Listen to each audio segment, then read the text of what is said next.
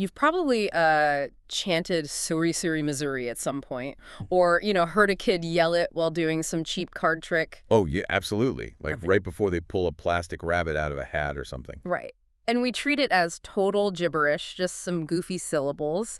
But the text we're getting into for today's deep dive argues that this blind chanting, it's not just a childhood game. It's actually a huge metaphor. Exactly. It's the exact same mistake most people make when they try to understand, like, the actual physics of the universe. Which is a pretty bold claim right out of the gate, honestly. Because, well, the source text points out that Suri Suri Missouri actually comes from ancient Sanskrit. It comes from Maha Suri. And what does that actually translate to? So Maha means great and Suri means good. So literally it just means great, really good. Wow. Okay, so not a magic spell at all. Not at all. But because we don't bother to translate it, the true meaning is completely lost. We just use it as this meaningless placeholder for things we don't understand. And the author of this lecture transcript uses that as this massive wake-up call. So today's deep dive is centered around a really specific text from a Korean new religious movement called Daesun Jinriho. And I should mention right here at the top, our mission today is just to unpack this. Right. Strictly an exploration. Exactly. We're completely impartial here. We're not taking sides or endorsing the theology. We're just mapping out the really fascinating internal logic of this specific worldview. Because the logic is incredibly detailed. It is. And the text argues that people constantly talk about practicing Tao, which, we usually translate as the way, or they talk about seeking enlightenment. But if they can't define what Tao actually is, well, it's as useless as yelling Suri Suri Missouri at a plastic magic wand. I love that analogy. And what makes this text so fascinating to study is that it really doesn't care about abstract metaphors. Yeah, there's nothing abstract about it. Right. Today, we're basically putting on our cosmic mechanic hats. We're exploring the literal blueprints this text lays out. Like you said, we aren't here to say if it's true or false. We're just acting as guides through this incredible architecture. I'm really glad you framed it that way because, man, we are dealing with some incredibly literal physical claims today. I mean, when I hear the word Tao, my mind instantly goes to like a philosophical state of flow. Sure, like a Zen feeling. Yeah, or just a very abstract internal feeling of peace. I imagine someone like meditating alone on a mountain. And that's definitely the popular modernized perception of it. But this text rejects that nebulous definition entirely. It throws it right out the window. It really does. Here, Tao is defined not as a feeling, but as the literal origin and development body of the universe. So it's a physical thing. Exactly. To study Tao in this framework is to study the actual physics, the mechanical gears, and the historical timeline of how the universe was generated. It's an engineering manual.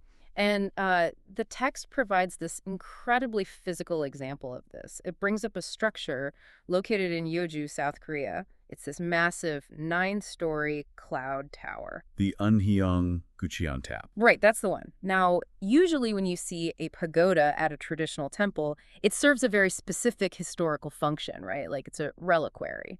Yeah, traditionally, Buddhist pagodas were built to house sari. Those are the little pearl things, right? Yeah, the physical pearl-like relics left behind after a spiritual master is cremated. So they're essentially monuments to past enlightenment. But the text emphasizes that this 9-story cloud tower in Yeoju is completely different. There are no relics inside. Nothing at all. Instead, it's built as a literal, three-dimensional educational model of the universe. The speaker in the transcript actually describes it as a textbook carved in stone. That's a great way to put it. And it represents the Gucheon, which translates to the 9 heavens. Right. The Gucheon is the fundamental map of reality in this framework. So the universe isn't just this infinite random expanse of space. It's structured into these 9 distinct hierarchical layers. Like a giant cosmic building. Exactly. But what really sets this cosmology apart, and this is the part that gets really interesting, is who actually lives in those heavens and what their day-to-day existence looks like. Wait, hold on. Yeah, you're bringing up the inhabitants, and this is where I was genuinely confused reading the source text. Oh, about the gods. Yes. Because when we think of heaven or the gods, we think of ultimate liberation, right? Like perfect beings in a perfect place just existing for eternity. The ultimate finish line. Right. But the text explicitly notes that the gods living in heavens 1 through 7 are still considered sentient beings, or dongseong. Yep. They're still in the same category as humans, essentially. But if they are stuck in the same category as us, what makes them divine at all? Aren't they basically just superpowered humans? That is the exact friction the text wants you to feel. It's meant to be a bit shocking. Why are they still categorized alongside us? Because, according to this cosmology, even these magnificent, incredibly powerful beings in the lower seven heavens are still trapped in the cycle of reincarnation. Wait, really? They haven't escaped the loop. They have not escaped the loop. But how does a god die or reincarnate? I thought the whole point of being a god was immortality. In this system, you have to think of the lower seven heavens less like an eternal paradise and more like, well, a cosmic bureaucratic skyscraper. Okay, a cosmic office building. I like that. Right. So you might get promoted to a corner office on the 5th floor because you accumulated a massive amount of merit or spiritual energy in a past life. So you get the perks? Huge perks. You have immense power, a really long life, incredible privileges, but you don't own the building. Oh, wow. Eventually, you exhaust that stored merit. Your energetic contract runs out, basically. Oh. And when it does, you fall right back down to the ground floor into human existence to start over. That is wild. So you could be a literal deity managing a whole sector of the cosmos from the 7th heaven, and you still have this like looming working class anxiety that your merit is running dry and you're going to get sent back to Earth. Exactly. You're just a middle manager in the grand scheme of things. So who actually makes it out? The text states that only the beings who reach the 8th and 9th heavens are fundamentally free from reincarnation. The executives. The true executives. They're the ones who have merged entirely with the Deo, with the underlying physics of the universe. They don't just work in the building, they're part of its foundation. Okay, so if even the gods in middle management are stuck on this cosmic hamster wheel, and the universe is just this massive mechanical 9-story structure who poured the concrete. Right, where did the building come from? Yeah, what is the raw material? Where did the structure actually originate? To explain that origin story, the text turns to a concept that sounds surprisingly like modern mathematics. It brings up fractals. Okay, fractals. In Korean, the text refers to it as jagi yusegung, which means self-similarity. Like a cosmic Russian nesting doll. Exactly like that. For anyone who might need a quick refresher, fractals are patterns that repeat at every single scale. So if you zoom in on a snowflake, the microscopic branches look exactly like the whole snowflake. And the text uses the analogy of a broken plate, actually. If you smash a plate, the tiny shattered shards still retain the fundamental properties of the whole plate. Right, they're just smaller versions of the same material. Yes. And the text applies this strict mathematical logic directly to the birth of the universe. It argues that if we want to comprehend how this massive, incomprehensible cosmos was born, we don't need a space telescope. We don't need to look up. No, we just need to look at how a tiny human being is born. Because the blueprint, the fractal pattern has to be identical. So if we look at how humans are born, well, a baby grows and develops entirely suspended in amniotic fluid, right? Human life begins in water. Water is the key. And the text even scales that up slightly to evolutionary biology. It notes that mammals, and basically all earthly life, originally emerged from the ocean. So following that strict fractal rule of self-similarity, if the microcosm of human life originates in water, and the macrocosm of earthly life originates in the ocean, then the ultimate macrocosm, the entire universe, must have also been born from a primordial cosmic water. Exactly. The text names this cosmic origin water Tail. The speaker breaks down the Hanja characters for this, translating Te as great and Il as the first. The Great First. That's a beautiful name for it. It is. And it's a profound shift in perspective. The universe wasn't sparked by, a dry, chaotic explosion of fire and rock. Like the Big Bang. Right. Instead, it was gestated. It was birthed from this infinite cosmic fluid. But the text doesn't stop at just identifying the water. Oh, this is where it gets crazy. Yeah, it decodes the language we use every day to reveal a massive theological secret hidden right in plain sight. This was the part that absolutely made my jaw drop. The text zooms back in on the microscopic level back to the human amniotic fluid. Now, in Korean, the word for amniotic fluid is yangsu. Right. And before reading this, if you had asked me, I would have assumed the yang in yangsu meant nurturing or rearing, which makes total sense. It's the water that nurtures the growing baby. It makes logical sense, sure. But linguistically, it's incorrect. The text reveals that the yang in yangsu is actually the Hanja character for sheep. Sheep. So the literal translation, it isn't nurturing water, it is sheep water. Sheep water. Which, I'm sorry, that sounds incredibly bizarre at first glance. Like, why on earth would the fluid that creates human life be called sheep water? I actually paused my reading there to try and figure out, the biological connection before the text even laid out the theology? And did you find one? No, because it isn't biological. Exactly. It's entirely symbolic and cosmological. In this specific tradition, the sheep represents the actual body of the creator. The creator of the universe. Yes. The text specifically notes that the supreme divine figures who oversee the universe, Gusham Sangje and Okwang Sangje, are deeply associated with the sheep zodiac. The sheep, in many ancient traditions, symbolizes purity, ultimate sacrifice, and the divine vessel. So let me get this straight.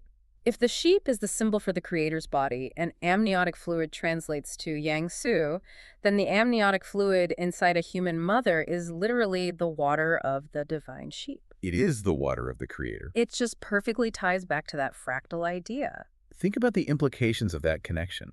When a human baby is floating in a womb, it isn't just suspended in some random cocktail of biological nutrients. It's floating in a perfect microscopic replica of the creator's cosmic water. The human womb is a fractal mirror of the cosmic womb. It totally changes how you view the human body. It really does. We're basically carrying around droplets of the universe's original building material. But that brings up a really concerning question for me. Oh, what's that? Well, if the universe, like a human body, was born and has a lifespan, what happens when it gets old? When this 9-story cosmic skyscraper starts crumbling, does it just collapse into dust? Is there a way to fix it? That leads us to one of the most critical concepts in the entire transcript. It's called Gebiok. Now, when most of us hear about the end of the world or a grand cosmic reset, our minds immediately go to, like, Hollywood disaster movies. Right. Meteors, fire, brimstone, massive explosions, total violent destruction. But the text frames Gebiok entirely differently, and it relies on the physics of that cosmic water we just talked about. Because it all goes back to Tail. Right. Because the universe was originally built from Tail, Gebiok isn't about violently smashing reality into pieces. It's about reverting the hardened, broken structure back to its original liquid state so it can be washed clean and rebuilt anew.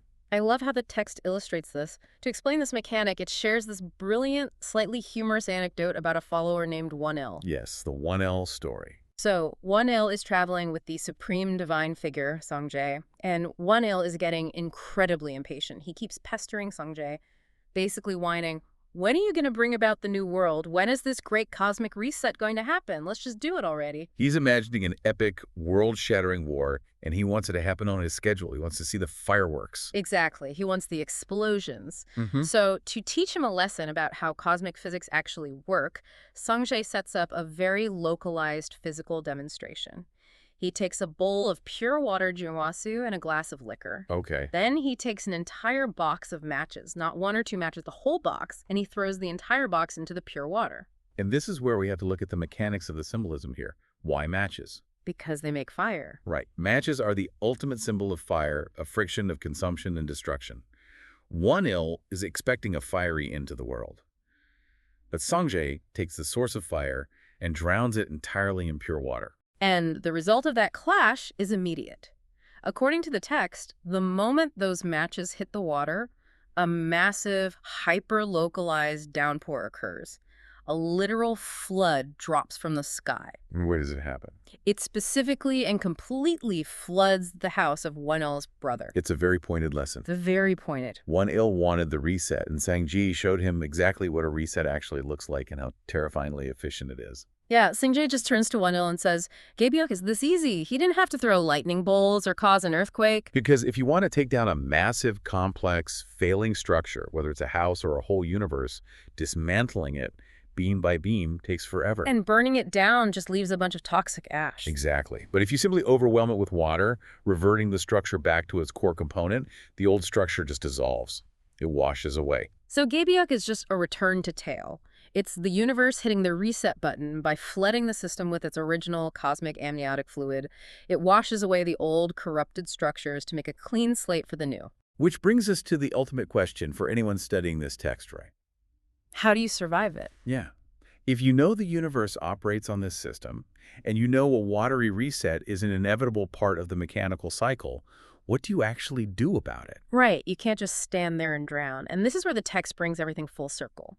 We started this deep dive talking about Sori Suri Mazori, a mantra that people chant blindly without understanding the mechanics. A meaningless placeholder. Exactly. But the text ends by introducing a mantra that is the exact opposite of that, the Talju, or as it's sometimes referred to in the source material, the Tegukju. In the context of this theology, the Talju is not a magic word.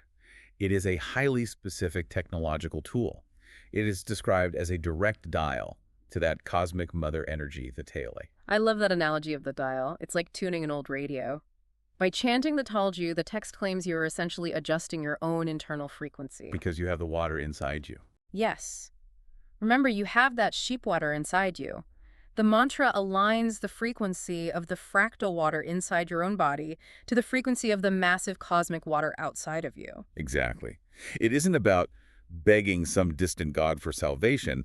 It's about aligning yourself with the fundamental building blocks of reality. That is so cool. If the universe is going to wash itself clean, the practitioner who resonates with the water won't be washed away by it. They become part of the reset. It requires a practitioner to stop looking at the world as like a collection of random objects and start seeing the underlying unity, which honestly brings this entire massive cosmological blueprint right down to you, the listener. How so? Well, imagine looking at a simple glass of water sitting on your desk right now. Okay. After exploring this text, it challenges you to see that water differently. It challenges you to see it not just as hydration or plumbing, but as the fundamental divine building block of existence. The literal body of the creator. Yes. It is the exact same material that gestated the cosmos and the exact same material that will eventually reset it. The great first is sitting right there in your glass. It's a worldview that demands you see the profound mechanics hidden in the absolute ordinary. You can't just coast on autopilot. You really can't. And as we wrap up our deep dive into the architecture of this specific theology today, I want to leave you with one final thought to mull over, something that builds on the logic we've unpacked. I'm intrigued. Well, we spent a lot of time on that fractal theory, the strict mathematical rule that every tiny part is a perfect mirror of the massive whole, right? Right. As above, so below. The universe and the individual operating on the exact same blueprint. Exactly. So what does that mean for our own daily lives? If the universe occasionally requires a gebiok, a massive reset, where everything breaks down into water so it can be washed clean and rebuilt into a better structure, does that apply to us on a personal level? Oh, wow. That's a fascinating way to apply the framework. Think about it. When you experience a massive personal breakdown, a sudden career collapse, a terrible heartbreak, or just a moment where your whole life feels like it's completely dissolving. Is it a personal gabiok? Yes. Are our personal lives just fractal mirrors of the universe? Maybe in those moments we aren't actually falling apart. Maybe we are just breaking down into our own essential water, returning to our own source, only so we can wash away the old broken structures and rebuild ourselves into something entirely new. It's a very hopeful way to look at a breakdown. I think so. It's definitely something to think about the next time you pour a glass of water or, hear a kid yell, "Suri, Suri, Missouri." Until next time.